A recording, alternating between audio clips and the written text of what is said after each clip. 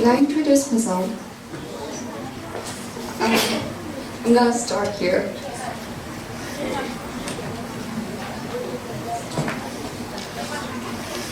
Okay, so my time starts now. Food, glorious food, hot pizza and pasta. Well, we're in the moon, cold ice cream and hot pot. We live in a society crazy for food.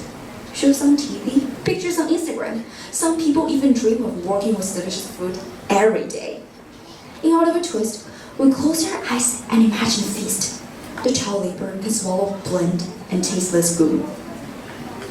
Fortunately, according to the University of Oxford, we live in a society at the low mass starvation in human history.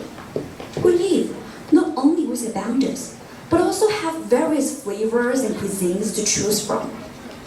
Just open up your food delivery apps.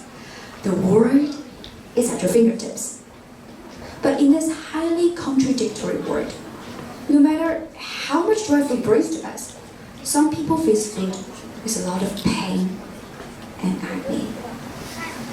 Karen Carpenter, American singer of Yesterday Once More, died at just 32 years old.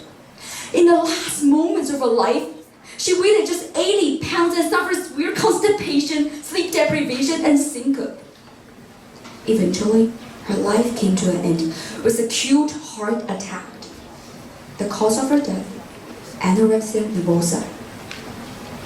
Today, I'm first going to explain what anorexia nervosa is and who is easily affected by this disease.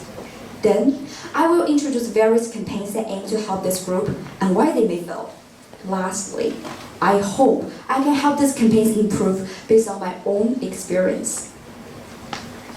According to the Mayo Clinic, anorexia nervosa is an eating disorder characteristic by abnormally low body weight and intense fear of gaining weight and a distorted perception of weight.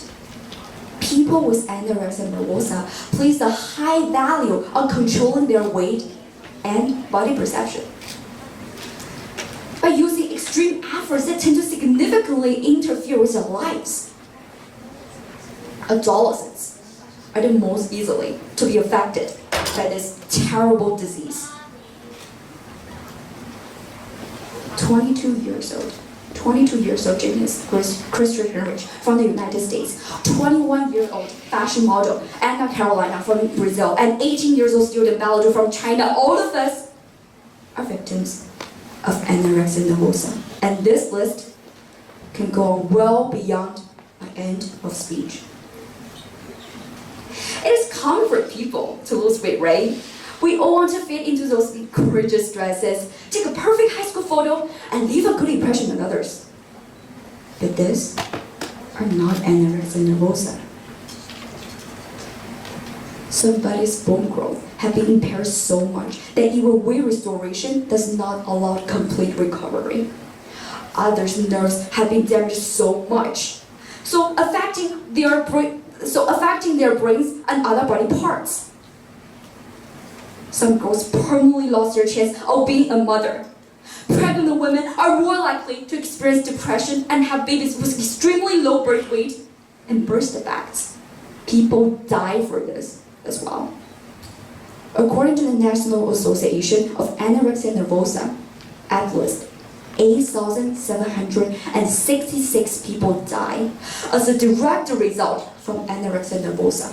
Overall, the mortality rate for this disease is 12 times higher than the death rate of all causes of death for people 15 to 25 years old. And I am the survivor of this diamond. I first took notice of my periods when I was 8 years old at a ballet studio while I was preparing for a pirouette. My teacher came to me and said, "Bella, how can you give a perfect first position spin when you become so plump?" Then, when I was 12 years old, I heard, "Oh my gosh, she's so fat. Where does she find the courage to show up at school?" Soon enough, My school life was full of conversations like, you know what? I lost another 5 pounds last week. A big thank you to diet and weight loss drugs. It was in such an environment, I quietly but quickly fell into anorexia nervosa. On the average, I would only eat 300 calories per day. 1 banana, 1 cup of cereal, and 1 cup of black coffee. A while, my heart beat irregularly. My hair was falling out in handfuls, my period stopped. Sometimes I struggled with breath. Even then, I could not persuade myself to take 1 extra bite. I was addicted to my bony look. Fortunately, I met a teacher who had anorexia nervosa before. With her help, I received professional treatment. Gradually, with my parents' encouragement and my willingness to cooperate, I'm lucky enough to share my story to all of you here today. But there's still about 80% of babies with this trauma does not receive the help and the treatment they need. There are plenty of helps. The famous Italian photographer, he took pictures of various women who had struggled with anorexia nervosa for years and made them public to draw awareness about this issue. Director Marty compared the body weight of a girl before and after she experienced anorexia nervosa to draw attention about this issue and responding for his campaigns. There are also many advertisements all over the streets and TV shows to draw attention. But these are far from enough. Many campaigns confuse anorexia nervosa with other types of eating disorders. So the suggestions I give are just too general. Furthermore, some people mistakenly believe that if people with anorexia nervosa understand the dangers posed by this disease, they will automatically stop hurting themselves. Moreover, our society does not give enough attention to this issue. I believe that together we can combat this diamond by using a RAP method. R, regulate. Government and the society at large should scrutinize the message we are sending out to the general public. Extreme looks should be discouraged. Industry standards should be encouraged. A, assistance. Schools and regulatory bodies should provide assist by providing professional teachers to help those people in need. Teachers should be trained to spot those dangers in time. Parents should take seminars to understand what their child is going through. P, provide. The society and educational system should provide aid to these people in need. Traditionally, many societies have taboos about discussion at this intimate thing. It makes people seem weak.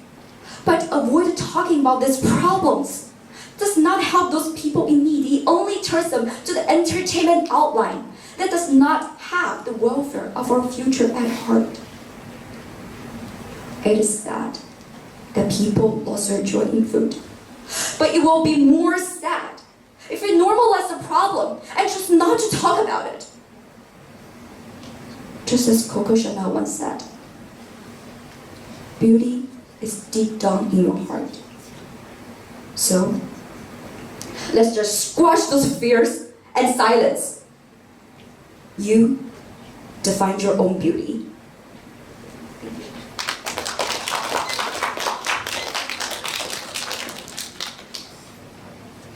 Bella. 我们稍等一下，裁判写他们的评语。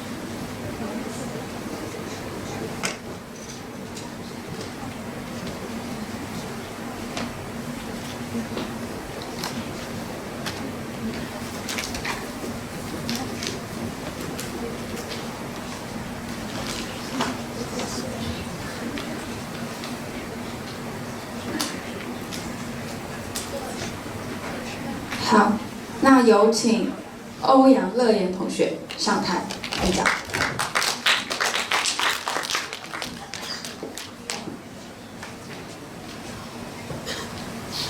Okay, my time may start now. Dear audience and judges, today my topic is try to see colors in your life. Firstly, I want you all to imagine a picture. What will you see when you look through the window in your bedroom? The blue-gray sky, the yellow tall buildings, colorful curtains, running cars, or people dressing in different colors. I was thinking of a question when I was sitting in my bedroom and looking through the window at the buildings. Is this painting in front of me really cities? I believe many of you is from Shanghai, right? Now please raise your hand if you live in Shanghai. Still a lot of you. And then the day before yesterday, I went to Nanjing Road, and I was attracted by its glory, prosperity. So beautiful, so pretty, and I was like, oh my God, this should be the dream city that I was always dreaming to live in. Yep, this is the city, and this is all people living inside the city. You think that you see colors, pretty and beautiful colors. But if I say, those what you see are not colors. What are those things? Those are pigments. I once met a girl whose name is Yang Zixuan. She taught me what colors are like from a whole new height. I met her in a social volunteer activity, which was intended to bring warmth to the disabled children. Angela was a blind girl. The first sight I saw her, I thought she was no different from a normal girl with a big smile on her face. Actually, I was a little bit surprised when her instructor told me that she was blinded. I asked her, "Can you see me?" She faced at me and reached her hand toward me. I grabbed her hand and then she said, yes I can. It sounded a little bit weird for me. She even needed to grow to touch me. Definitely, she cannot see me through her eyes. Doubtfully, I asked her, did you really understand what I meant? She said, yes. She said she does not know the reason why all people keep asking her the same questions. Well, I thought maybe she was just too small to understand with seeing. I felt sorry for her. The world seemed so colorful and vivid, with a little girl cannot see it, who don't deserve it. I bought her a cup of mint tea. She held the cup in her hands and said softly, it's orange. Curiously, I asked her, why do you think it is orange? She said, teacher taught us the sun is hot and orange. The cup is so warm, I can feel it, orange. And then I asked her, what do you think is your favorite color? She said, green, because plants are green. Green is life, green is hope. She said she can even see green every day because every day of her is a whole new start of hope. Her words impressed me, and that's how I realized that's how she sees the colors, the feelings. I gave her the name Angela because angels uses their hearts to see the world, to see the innate things, to see what behind the colors are feelings and emotions. Susan David used to say, by greeting you means I see you, and by seeing you, I bring you to being. Well, I'll say, by feeling you, I see your colors, and by seeing your colors, I bring you to being, because that's how I can feel your existence, your character. This you don't have to be a person, you may be a thing or an event. I go to a dancing class every week. Well, not because I'm going to be an artist or a dancer. What dancing attracts me is this beautiful movement of the body to express soul and emotions. I love dancing. It is something in my life which is apart from learning plans and schedules that give me comfort and courage. I can see it, gentle blue. The color of the ocean, the color of the sky, the color of the earth that we live in. Because every drop of sweat is worth remembered. Because every jumping, every rotating is softly expressing. Because of the positive attitude toward life that it gives me, are all worth to enjoy this process. It is the spice adding to my bowl of rice It is the color in my life. Now looking through the window at the city staying there, everything is so scheduled. You see Mars turning down their light at 9:30. You see roads start not being so huddled at 8. You may even hear the cling clang of a neighbor's keys opening the door at 7:30. People now without conscience are all living inside such a colorful and formalized computer. Instead of feeling, we're more likely to use formulas to measure our lives, such as money and social status. We never see the colors, even they appear in our everyday life. I believe many of you sigh when you have flashbacks, because years passing so quickly without even realizing. Then we ask ourselves, what things I've done between this rushing time? Nothing more than days of scheduled life, nothing more than works, learnings, and plans. And then we look forward, and we tell ourselves, days are long, I'm still young, I still have plenty of time to learn, to work. Then just in a blink, dozens of years pass, and when you're 30 or 40, people suddenly wake up that all things are getting older. Your daughter or sister son's already going to college. You devoted yourself to a career path, to a family, instead of your own life, and that makes you see no colors of your life. I once read a book written by Robert M. Pirsig called Zen and the Art of Motorcycle Maintenance. Although it was a little bit hard for me now to understand deep into the author's point, but one thing I learned from it is that traveling should not be only composed of destinies, plans, and schedules. The author expressed that it would give him more sense of being a part of the scene he travels through on a motorcycle. A car is just a compartment limitation where all things is just more than a television. Life is a longer path of journey. A more fulfilling and enjoyable life is when we stop rushing and enjoy the things around us, feel their existence and their colors. We should not trap ourselves inside a television with black and white and lock ourselves inside a dungeon of work and pressure. The purpose of us being born is to use our senses to feel your life, to experience. We are human with thoughts and souls. Don't let them drive. Now think of the path that you always take to go home. Are you speeding up your pace and wishing to lie on a soft bed and watch the newest news on a mobile phone? Nowadays some girls care about their idols and some boys are even crazy about some famous star in NBA. People would like talking with some unknown strangers on the internet. They would indulge themselves into the unrealistic road instead of their own life. Yeah, and that makes them see no colors of their life. Now think of the path and ask yourself, how many times have you walked through the path? Do you still remember how many garbage cans are along the road? Or do you know what seasons the flowers beside you? You suddenly realize that you know nothing of the path that you have walked for dozens, for hundreds of times. In our own lives, we see things from our eyes. We know where to walk, we know where to grab the things we need. But we're also blinded because plans and goals cover our eyes, because what we care about most is what I want, but not the process, or what I can see, I can feel, I can experience from the process. Life is always a long time to go. In this time of life, we might not always be successful. We struggle, we experience sorrow and joy. We don't belong to the dungeon of schedules. We are alive to find our own way of living. We live to see, we live to feel. That is our lives. Our lives become colorful when we see the colors, when we enjoy the colors. Times whenever you start to find life's little pleasures, whenever you start to find yourself being tricked by some kinds of emotions, whenever you start to pay attention to blue sky above your head, then congratulations, you see the meaning of your life. You see the colors of your life. And at last, wish you all can find your colors of your life. That's all. Thank you.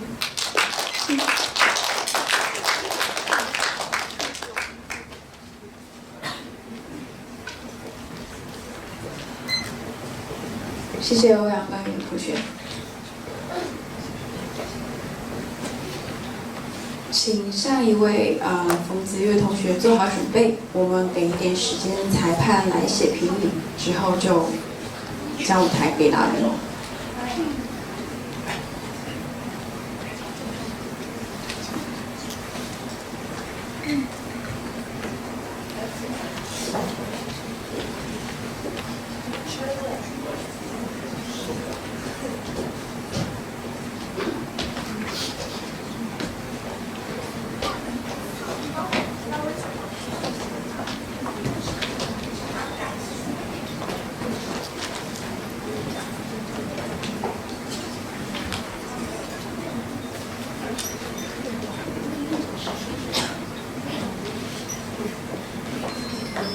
好，有请冯思月同学。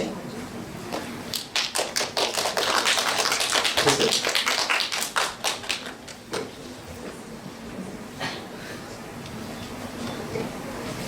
Being the only boy who made it to the OO high school final, I can say very confidently that I'm not nervous at all. Okay, so, Judge Shui. Last summer, I was in my room watching a Black Lives Matter demonstration. The protesters are holding posters and slogans on one side of the street, while the police officers are staring at them solemnly at the other side. This intense activist movement continues until a brave woman emerges from the crowd and takes a daring step, handing the police a can of Pepsi. And yes, my friends, with this can of Pepsi, this brave woman, aka the reality show star Kendall Jenner, solves the serious racial movement problem. And upon receiving this can of Pepsi, the protesters and the police, they're celebrating and dancing and singing for this moment. Now, this is a Pepsi commercial released 2 years ago, and it was pulled off by Pepsi within 48 hours due to the harsh backlashes burst on the internet. It was mainly criticized due to its oversimplification of a serious racial movement. But I see something else. What intrigues me the most is how this short video presents the differences in which this diverse group of people celebrate. The only Asian dude in this video with long hair was celebrating this moment through playing his cello with great amusement, while the two African American young men, they're celebrating this movement by pop dancing. And the only Muslim female photographer was depicted smiling and taking picture of this harmonious scene. This short video intentionally incorporates people from a variety of ethnic backgrounds, intentionally wants to imply a message of racial diversity. However, in doing so, it essentially exposes a perilous propensity that exists within every one of us. Our tendency to easily judge and giving simple, one-sided labels to things and people that we in fact are not knowledgeable about. So today, let's first see how stereotypes are constantly surrounding us in our daily lives. And next, let's examine how those stereotypes will cause harm and even severe discrimination and prejudice that will divide us. And last, let's hopefully come up with some solutions. So don't get me wrong, this video is definitely not the only example of how stereotypes affect us. I believe that all of us in this hall have at least in their life once heard sayings such as Asians are good at math, right? Chinese people all know how to kung fu. But are these arguments really true? Sometimes they might hold valid for certain people, but however, they become dangerous and perilous when we started to treat them as truth and a basis to judge others. Because by doing so, we're essentially neglecting and denying the individuality and the respect that all of us deserve. Because as we live in the 21st century, in an age as we're receiving new information at a disturbing frequency, it's just become so easy for us to judge people and things on the surface, to just follow the trend. We're losing our patience to think deeply and critically ourselves. And I'd like to quote Haris Hosseini here, that gone is our appreciation of nuance and depth, replaced instead with a national appetite for sound bites and slogans. This summer, I went to Tibet, and I have met this really energetic high school student called Wang Zhang. He told me that he had an ambition to spread Tibetan culture to the world, to make it known to more people. So I asked him, "Hey Wang Zhang, you're just a normal high school student as me. Why do you have such a great ambition?" He told me a sad but true story, that when he attended National High School Conference in China, there's a student from Beijing, seemed friendly enough, came up to him and asked him this question: "Do you ride a horse to school every day?" He told me that he feels so diminished Because the student from Beijing asked him this question merely based on the fact that he's from Tibet. Now we see this is how we are affected by stereotypes.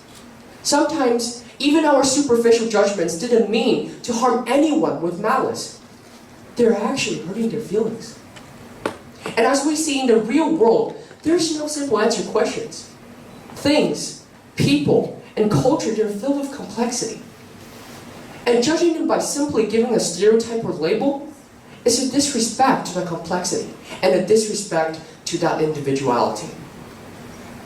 I hope that everyone can agree that American President Donald Trump is a person who loves to tweet and talk about sensitive issues in a not so sensitive way. The way he portrays immigrants, and I quote, "They are rapists, and I assume that some of them are good people." His way of portraying immigrants was injected with bias and prejudice. And as the new University of Chicago researchers have pointed out, that these kind of dialogues may be fostering a national sentiment of hatred and hostility towards the already disadvantaged population, the immigrants. Because the fact is that the actual data have shown a consistent negative correlation between immigration and crime rate. Unfortunately, these labels and stereotypes that other people giving to us will actually have a damaging effect on our actual performance. In the 1990s, a group of psychologists in America have first discovered a term they called stereotype threat. Stereotype threat is a situational predicament which people are feeling afraid that they're at the verge of conforming a certain type of negative stereotype of their community. Now, as Professor Pennington from Edgehill University have pointed out, stereotype threat is found to be contributed to the underperformance of a wide range of skills, including but not limited to our intelligence level, to our memory skills, and even our standardized test performances. Those who are reminded of the negative stereotypes of their community will experience extreme anxiety and gradually accept those stereotypes and finally become them. This becomes a vicious cycle where people, because of the stereotype threat, become underperformed in those activities and competitions they take part in. And those underperformance become a new confirmation of the negative stereotype and a reinforcement of that fear. So today, how can we possibly solve this problem? I think the answer is quite simple. Because we can't. It would just be too absurd for me standing here using 10 minutes, proposing the problem and giving the solution at one breath. However, I do believe that through more communication with an open mind, we can diminish this problem to its minimum. So if there is any takeaway from my short speech today, I hope that next time when you meet anything that you feel unfamiliar with, please take your time and think about it.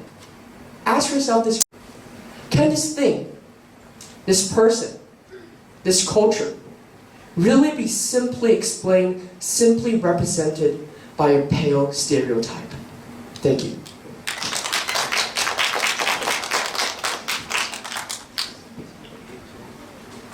感谢投资同学的演讲。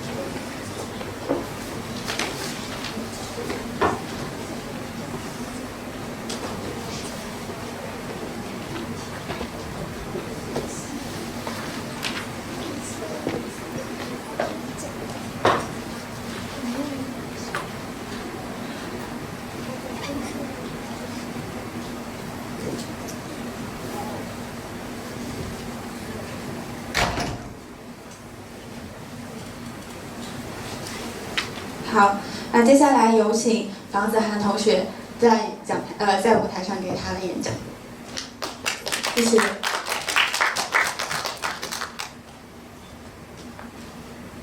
Are the judges ready? My time starts now. I was going through my Instagram one day when I came across a picture of the perfect woman. She was stunning. Her eyes were profound like the galaxy, filled with different colors and mysteries to be deciphered. Her skin was made out of glass, fragile as if one single touch could break into millions of pieces. The time stopped for 1 second, and I thought, why can I look like that? Why am I not good enough? Why am I not good enough? This is the question we constantly ask ourselves in this busy world. Today, I will talk about how the fashion industry and social media influence our thoughts. First, we will discuss the problem. Second, we will discuss its consequences along with some solutions. Throughout this speech, I will also be offering some of my own personal experiences as well. First, the problem. We live in the hustle and bustle of a continuously changing world. Growing up, I had friends, families, teachers who set the rules and boundaries as they define what is right and wrong, like how society defines what is attractive and what is not. Society infers that we have to have double eyelids, clear skin, defined eyebrows and long eyelashes. Billions of people are confined to this compelling standard where we thread our insecurity into a blanket that covers more of our talent than we will ever know. This blanket is on our head and shoulders. It is heavy like the weight of the sky. And we fight against this massive weight by hiding behind filters, Facetune, and makeup that depicts a seemingly perfect world of social media.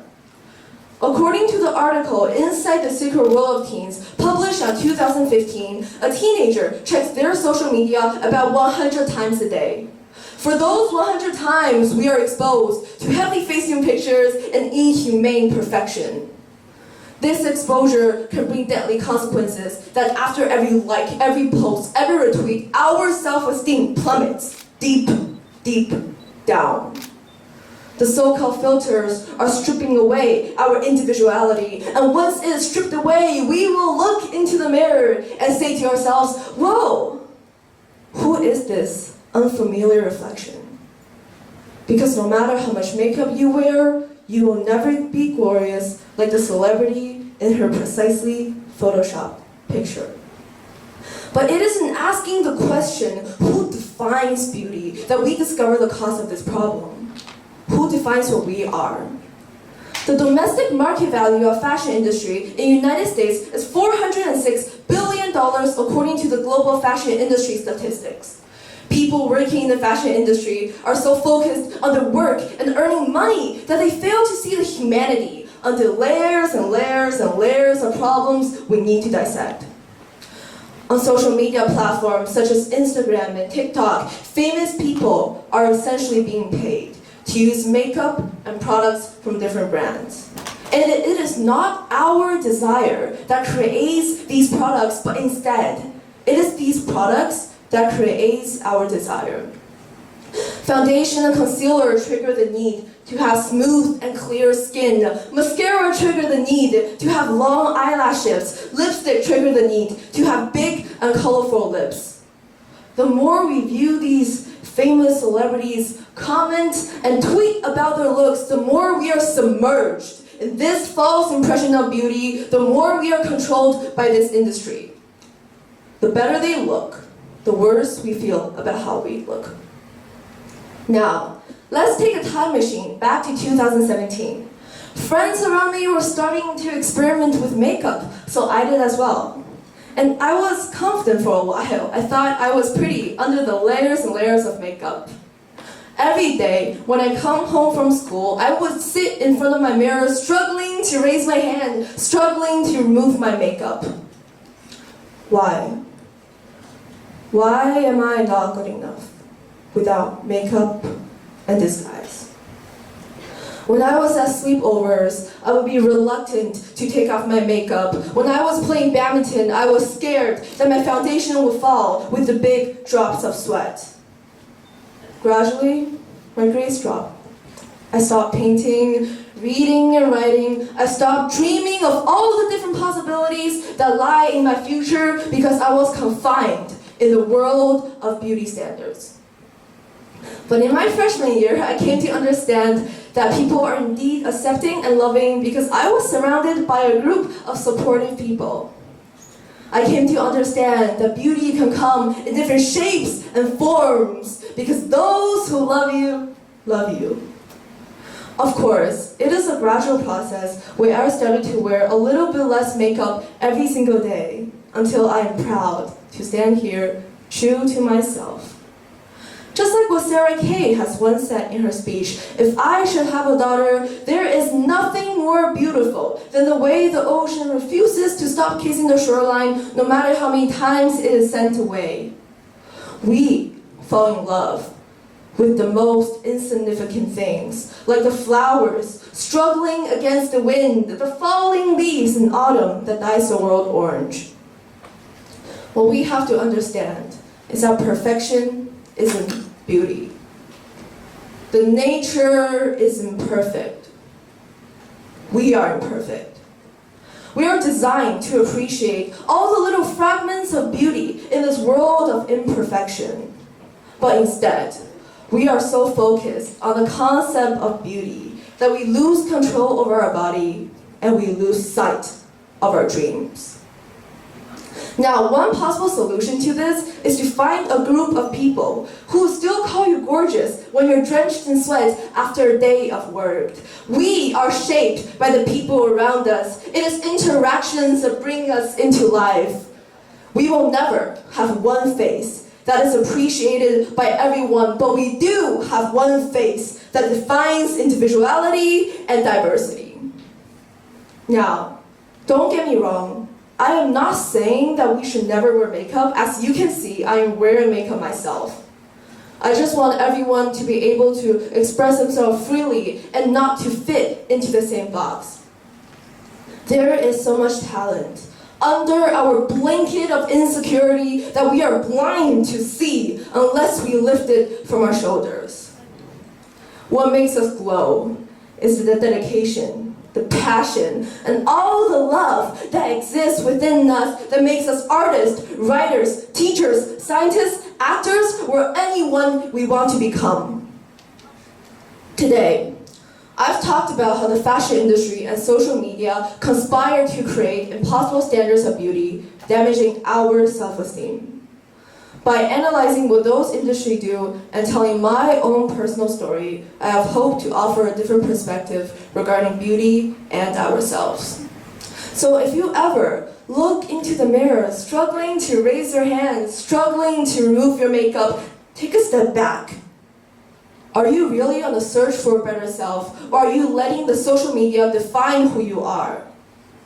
Are you in the process of getting more confident, or are you stuck in the mental cycle of perfection? I broke free of this compelling standard, and so can you, by surrounding yourself with people who love you the way you love them. Remember that diversity is in all of us.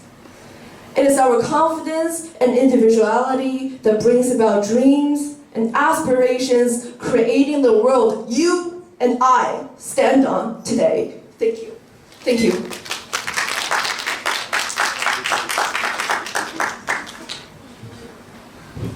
非常精彩的演讲，我们给彩排一点时间，同时请龚若元同学做好准备。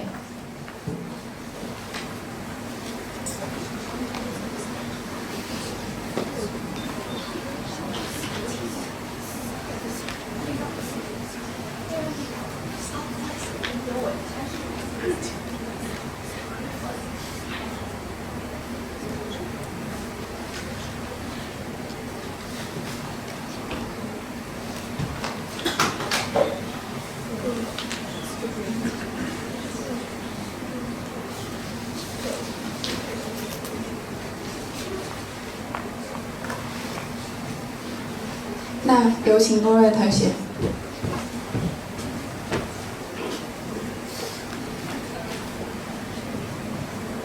Those ready?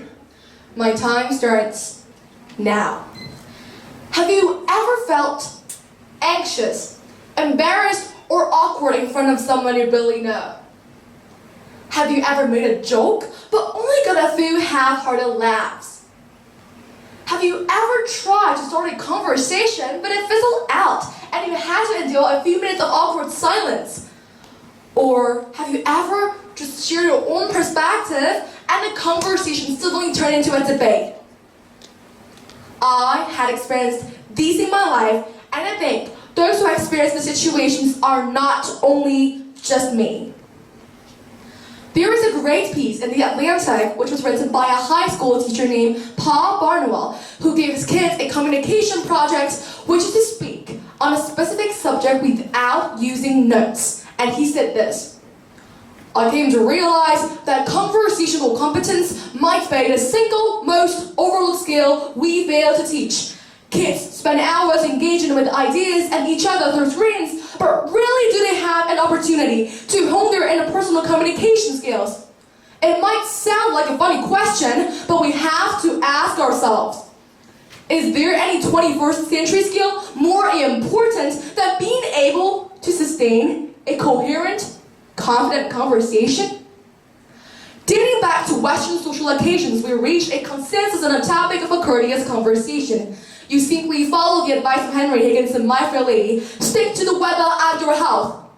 Well, nowadays, nevertheless, with climate change and anti-vaccine, those subjects are not safe anymore. So the world that we live in, which every conversation has the potential to be an argument, is not normal. The Pew Research Center in 2018 did a study of social media use in America, and 88% of 18 to 50-year-olds prefer to use any form of social media instead of face-to-face. The statistic shows that we are more divided and distracted than we ever have been in history. Why is this happening? When advanced technology overwhelms modern people, we can barely figure out a casual topic without leading to a heated debate. Yet some social networks and apps like WeChat and QQ turn out to be a perfect manual to avoid incompatibility and clumsiness, eliminating our face-to-face communication moments gently and gradually. I believe the reason why people are so susceptible to these online tools is that they can literally express anything without immediate consequences of smoothing it over later with struggles, including white lies. They used to blurt out full of psychological burdens in reality, and the words they delete or edit online with great ease. Even an expressive emoji can do the work for them fabulously. Therefore, how can we become great conversationalists? How can we try to avoid the situations I listed at the beginning of my speech? Many of you may have heard of some suggestions like look a person in the eye or summarize what they just have said to show that you're paying attention. But there's no reason to learn how to show you're paying attention if you're in fact paying attention. So in the next couple of minutes, I would like to share with you 6 tips I learned through an interviewing program to make your conversations without wasting your time, without getting bored, and most importantly, without offending anybody. Number 1, don't multitask. And I don't mean just put down your cell phone or tablets or whatever you hold. What I mean is to be present, be in that moment. Don't think about an argument you have with your classmates or what are you going to do after dinner. If you want to withdraw from the conversation, get out of it. But don't be half in it and half out of it. Number 2, don't pontificate. If you want to state your opinion without any response, argument, write a blog. Somebody asked Stephen Hawking once what his IQ was, and he said, I don't know, people who brag about their IQs are losers. Conversations are not a promotional opportunity, and we don't need that moment to prove how amazing and knowledgeable we are. Number 3, don't get too excited about your next thought. People can find it when you aren't truly listening to him or her because you just can't wait to spit your next thought out.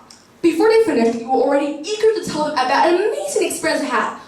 Wait a moment before you want to talk about experience that you met Tom Holland or Emma Watson. Stories and ideas are going to come to you. You need to let them come and let them go. Number 4, use open-ended questions. In this case, take a cue from reporters. Start with questions with 5 W and 1 H, which are who, what, when, where, why, and how.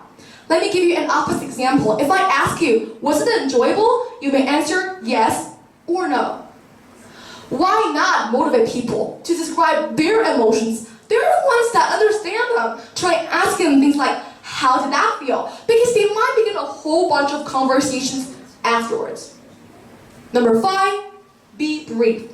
The host and journalist with National Public Radio, Celeste Hadley, said, a good conversation is like a miniskirt, short enough to retain interest, but long enough to cover the subject.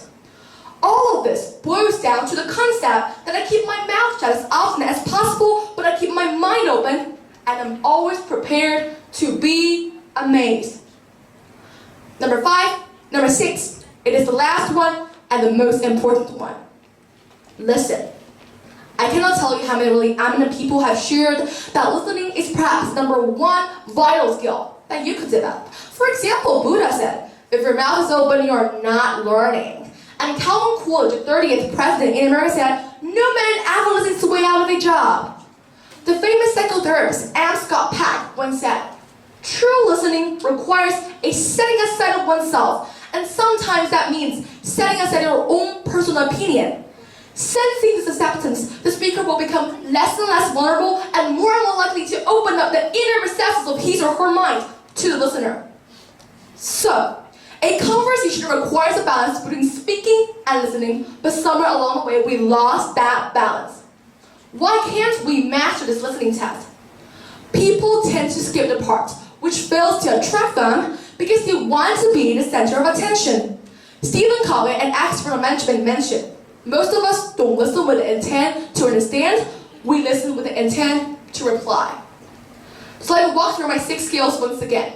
Don't be half-hearted, don't pontificate. Let go of the upcoming thought for a while, be brief, use open-ended questions, and most importantly, listen. Honestly, if you choose one of them and master it, you will already enjoy better conversations. Conversations are an important part of our life, and they should be taken seriously. So let's not like Henry Higgins, and let's speak our minds. That's all. Thank you. 好，我们谢谢龚若人同学精彩表现。那么在裁判填写评分单的同时，下一位将要上场的是我们稍作准备，来自七宝道外特的黄轩杰同学。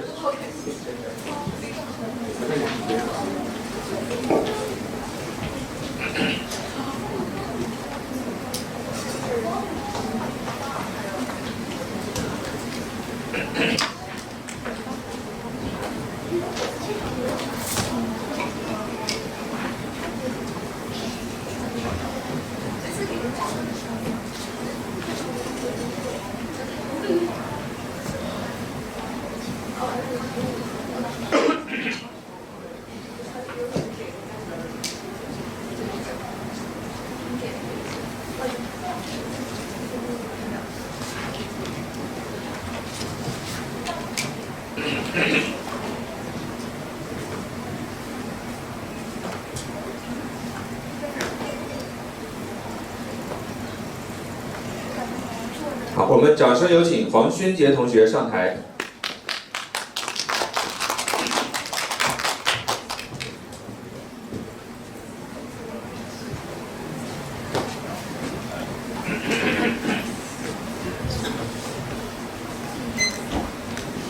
I have not a dream, but a brother.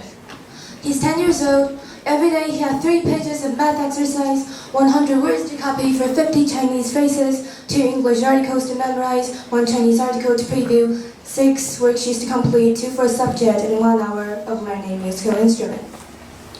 My brother is tired. He is reluctant, frustrated, and upset. However, I know that he's gonna have way more work to do in the future. The burden's only gonna grow larger every year. But I've never told him. I have a brother. He wears the same gray sneakers every day to class bought by my mom from the supermarket nearby. I know that a few years later, his classmates will start to give him strange looks because they're gonna wear Nikes, Converse, or AJ, but my mom probably wouldn't afford those shoes. Knowing that it's gonna be a hard time for him, I don't say a word. My brother is not good looking enough. He has big eye sockets and buck teeth. He's short and skinny. I know that he wouldn't be the type for girls, and it would be harder for him to make friends. I want to tell him that he better straighten his teeth, but I never did. I would never say it because how could you say something like that to a boy who is innocent, lovely, and optimistic in every single way that you could imagine? Looking back on days ago, I wrote a thing about traffic accidents that I thought maybe I want to bring up to this stage. In China, more than 200 students, more than 200 people die from car accidents every day. And that's an incredible number, but since I'm not one of the 200, I don't know why I was going to talk about it anyway. To be honest, I just don't really care that much. I'm sorry, but I don't. And I don't know what's wrong with me. I was going to pretend that I cared so much, couldn't care more in order to win the prize or two. But a traffic accident has never happened to me. I don't have a friend who got into it, and I've never seen it happen. Because what's happening to me and my friends is working 10 hours a day, 70 hours a week, and 3,600 hours a year, and sitting, and people telling you to sit straight, you have to sit upright, and yesterday's the same as today, and the same as tomorrow, and the day after tomorrow, and you're constantly thinking about how good they don't understand. It's just not that easy to be seated when you've got something like a universe out there. And this is something that we students are afraid to talk about, and you teachers and parents don't want to hear about. But here, I have to shout it out loud because it's a matter of our future, our lives. When I tell them about our story, they think that I'm exaggerating, or else I must be ranked as the last kid in class or something, so that's why I'm feeling so stressful about school. But that's not true. I'm actually one of the top students in class, and all my friends are incredibly hardworking because, according to the teachers, there's just no way that we can make friends with the bad guys. And this is something that drives me crazy, and I take every step, but I take every step and I step back to look at the whole world, and it's full of those things that I couldn't believe. And I used to have a friend of a friend. She was studying in a local school in Baoshan, Shanghai. It was October 2018. She just finished her monthly test in 9th grade. And she was the top student all along, ranked in a place about number 30. But for some reasons, we don't know, she failed on a test and suddenly dropped to the place of 104. The next morning, people found her body on the cold cement road behind the classroom building. She jumped. And none of you here can imagine what did the school do. At first, the school tried to hide this fact by claiming that students committed suicide in their home instead of in the school. It was weeks after that the truth was revealed. I've got nothing more to say at this point. You got me. And the suicide is not rare. According to Beijing University, China has been ranked as the top country with a student's rate of suicide. We've got more than 100,000 students dying every year and every 2 citizens per minute. And the number is growing faster year by year. And this year, it is rumored that in Shanghai, we've got more than 15 ninth graders who kill themselves preparing for a Zhongkao. And you don't even need to check the number online. You don't even need to check it for proof because the number wouldn't be there. It's either somebody wants to hide this or people are just not having enough awareness to do the research in Shanghai. And moreover, people are blaming the students for killing themselves. Why are you so vulnerable? Why can't you stay strong? You are so spoiled to live in such a good condition. Have you ever thought about your parents? Where is your responsibility? When I first told my parents about the friend of my friend, they were like, what? She committed suicide just because of a test? That's a huge problem with herself. There's nothing to be sorry about. And for just a moment, I wasn't sure what to say. Because all of a sudden, everything falls apart, every path becomes a difficulty, every road leads us back to where we were. And now I guess there's only one question left. What did the society do to those kids that made them vulnerable, that spoiled them in such a good condition, that made them careless and irresponsible? It's time to make a change. I want it right here, right now. It's going to be such a long, long road for China to go, but I want us to start from this minute that we have to realize one truth. The kids were not the ones being irresponsible. You are. The society hates ugly children. The society ignores the guys who can't afford designer labels. The society doesn't want kids getting bad grades. The society ranks the kids from the top to the last and to the front of the classroom to the back. And yet, the society tells every student that they have to grow up happily. They were only about 15 years old. How could you blame them for not being responsible? They will never be responsible in the world that they don't feel responsible for. And how could you? Expecting us growing up to be responsible when all you do is to incriminate the young kids for committing suicide. So, dear teachers, please double think before you do anything with your kids. Please double think before you scold someone in front of a whole class, before you say that somebody is useless. Because you don't just want your kids to get good grades, you want them to think that they are, above all, really worth teaching. And dear parents, please care more for our mental health instead of constantly comparing your kids with the others to see who's better. Take us to the doctors if there's anything wrong, because sometimes we're so much in this depression that we don't even sense it ourselves. And most of all, I'm here to tell my brother and to all the kids in middle school and high school, you don't have to be pretty to be beautiful. You don't have to wear designer labels to be wealthy. Because even when you're not beautiful, even when you're not wealthy, you've still got people who love you. And if things ever happen to you, you have to step out of line and shout it out for yourself. And if they don't listen, if they think that you're exaggerating, if they don't understand, we just have to sit down for a while and wait for things to change. You might have to wait for just a little bit longer, but please don't ever stop telling them how you feel. Because that's the secret, that's the clue. The society changes because people want it to. Thank you.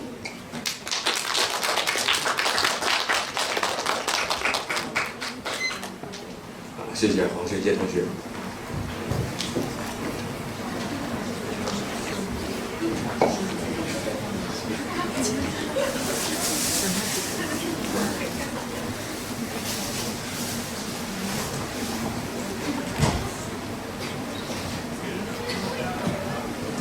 我们下一位上场，现在稍做准备的葛一清同学，对吧？葛一清。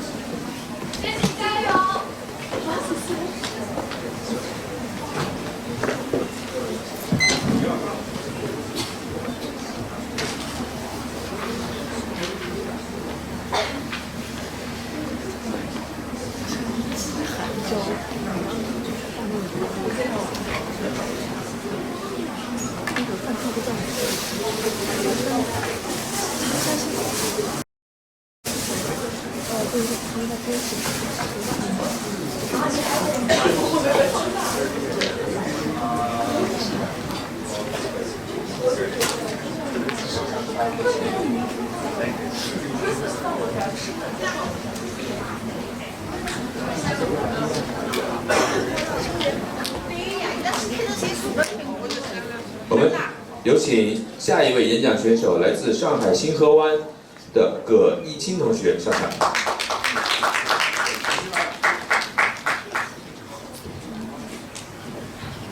Judges ready? My time starts now. When I was 5 years old, I looked down at my dad, and it had all begun with a story. That day, my granny and I were walking down the street, and I was way ahead of her, chasing and bringing some airplanes in the sky. And I heard her yelling from behind, "Kid, you gotta stop, you know, because I cannot catch up with you." Well, of course, I ignored her. Sensing my neglect, my granny threw me her ace card. She added that, "Kid, if you come back here right now, then I'm going to tell you a story about your dad.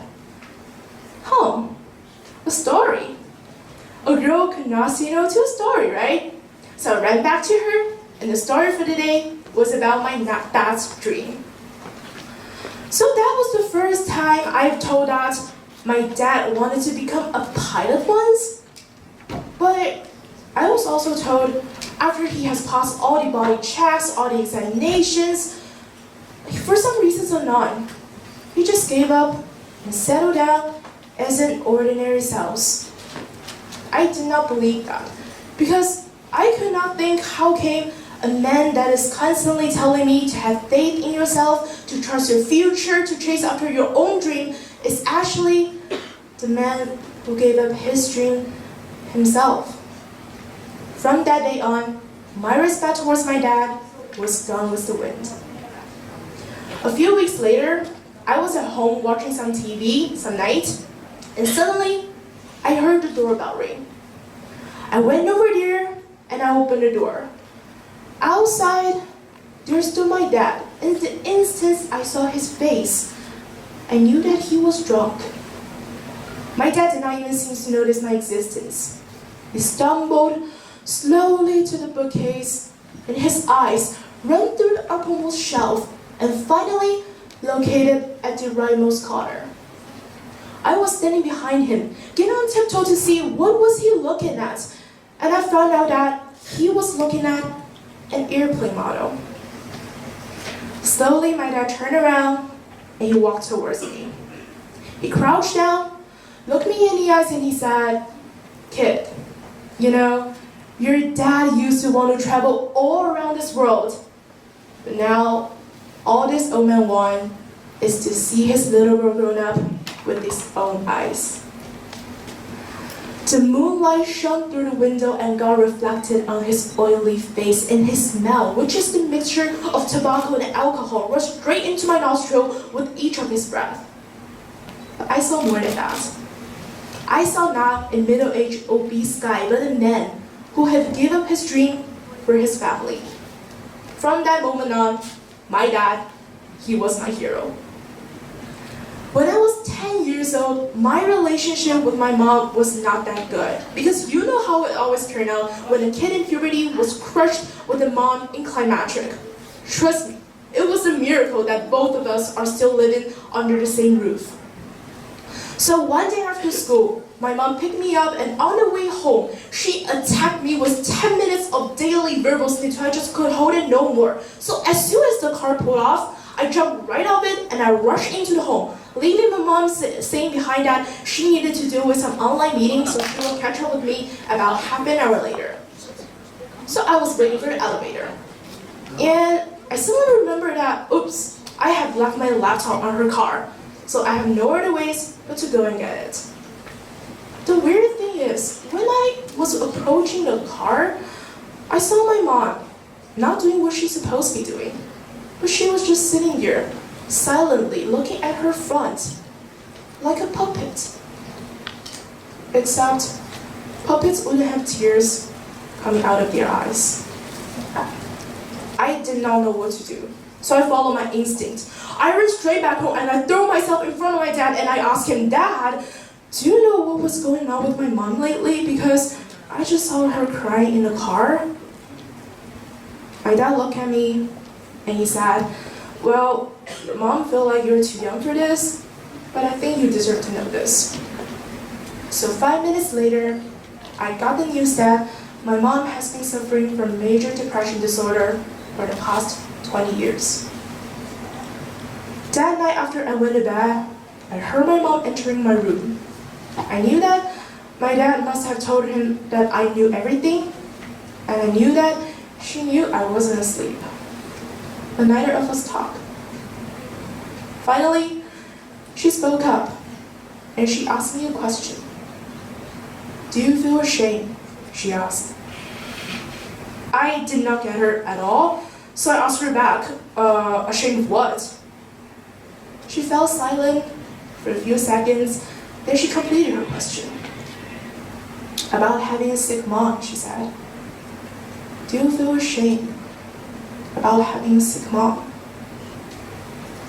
That night, I answered her nothing but a single no because it was not easy for the kid in puberty to express her feeling towards her mom.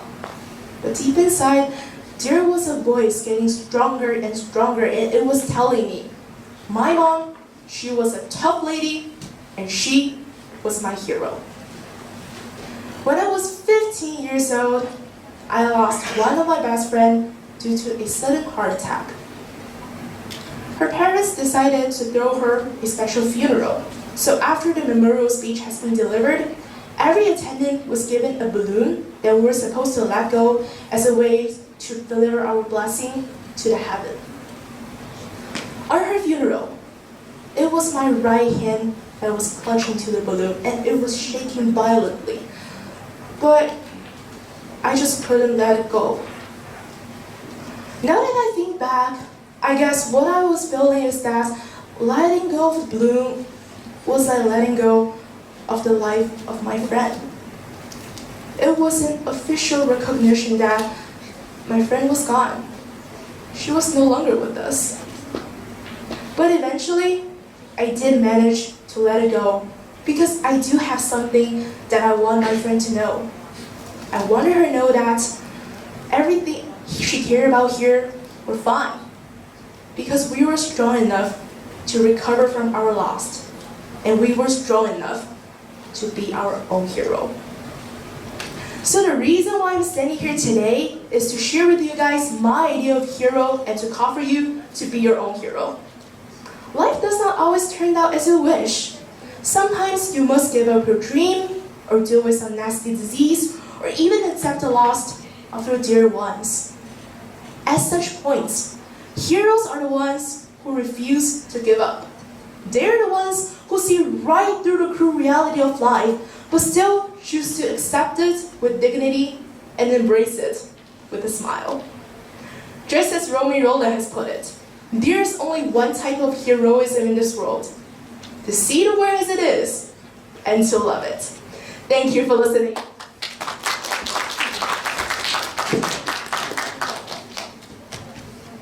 好，谢谢葛一清同学。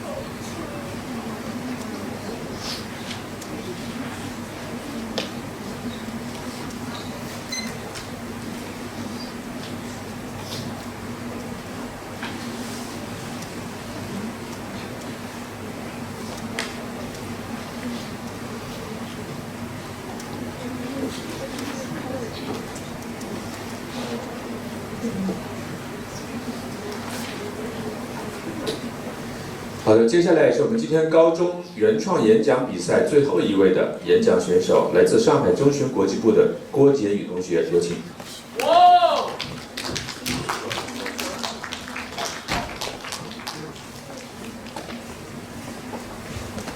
Before February 16, 2016, I was a girl. Young, carefree, unbothered. I thought about rainbows and unicorns and My Little Pony. Oh, if only I knew what was going to happen that day, I would have searched frantically for a pause button so I could keep being a girl forever.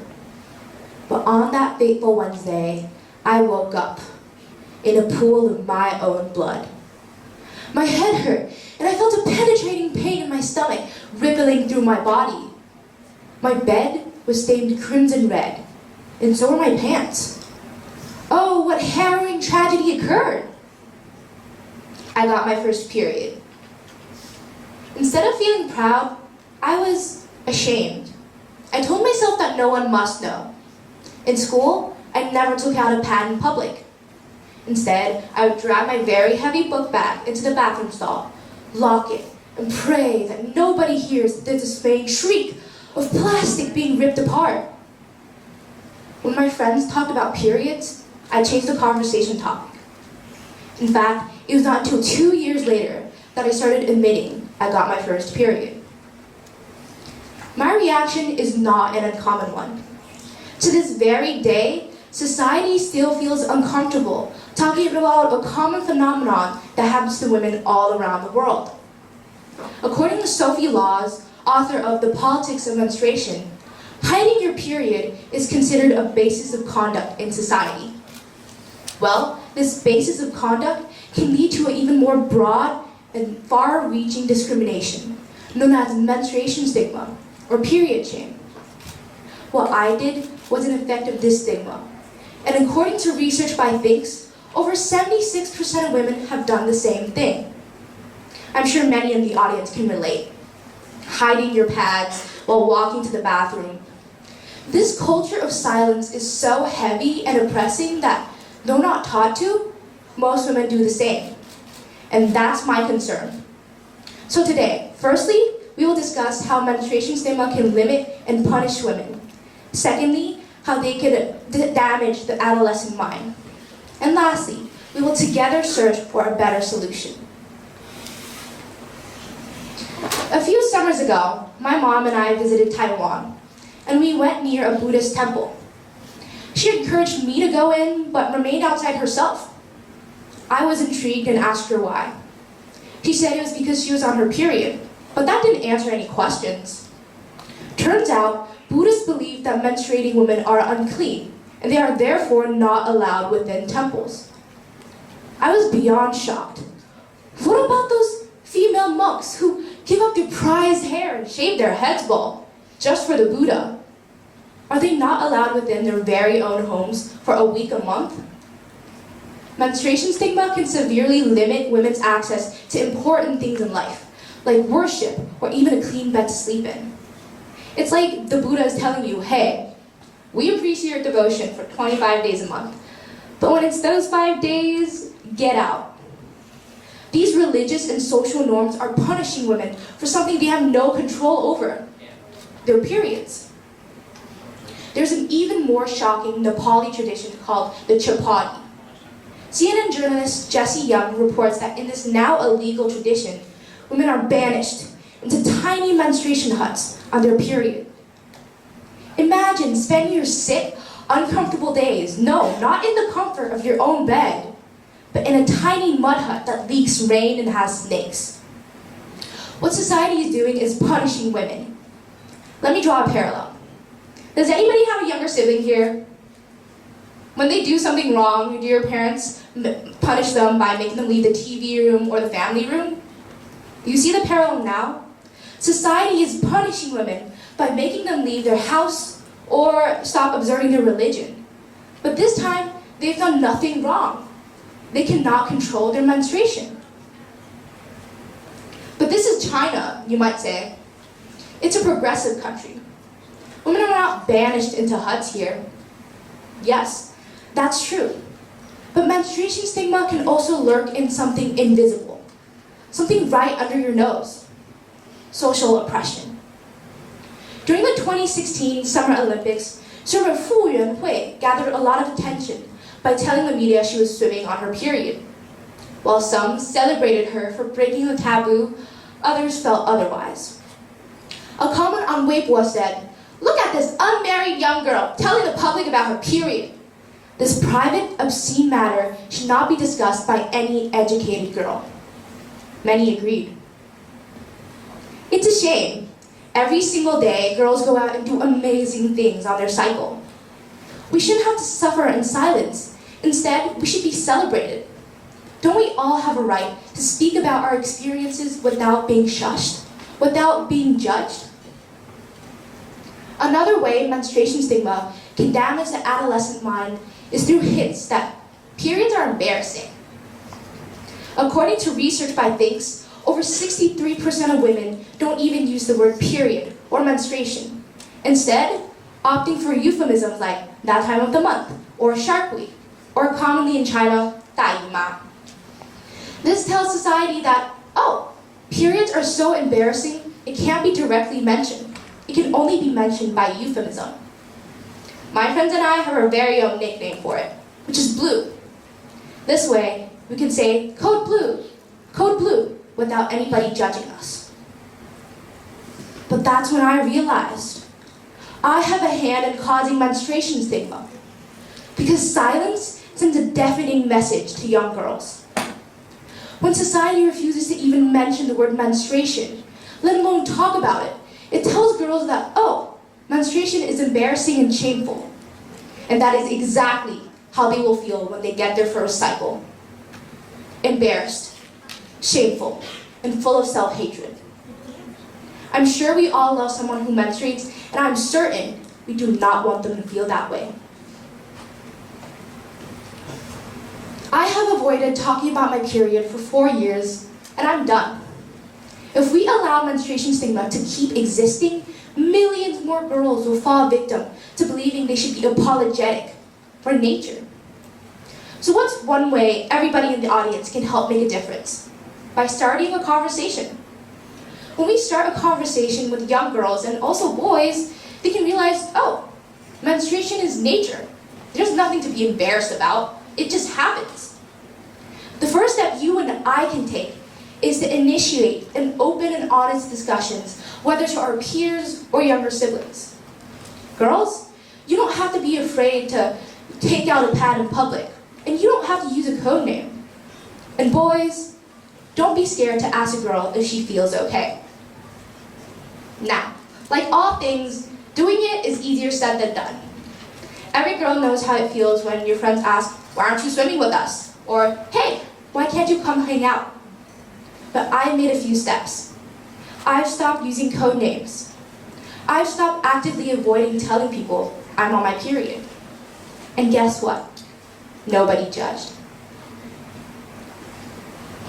I have to do what I preach, so guys, I have a confession to make. I'm on my cycle right now, and I'm out doing amazing things. We should all be proud of who we are and what we do. So now close your eyes. Imagine a world where no girl will stare in shock and shame at her first period. Where no guy would be afraid to ask her, hey, are you okay? It can be this world, and we can all have a hand in building it. By having open and honest discussions, we can battle feelings of embarrassment, shame, and self-hatred. Menstruation stigma must stop and will stop with your help. Period. Thank you.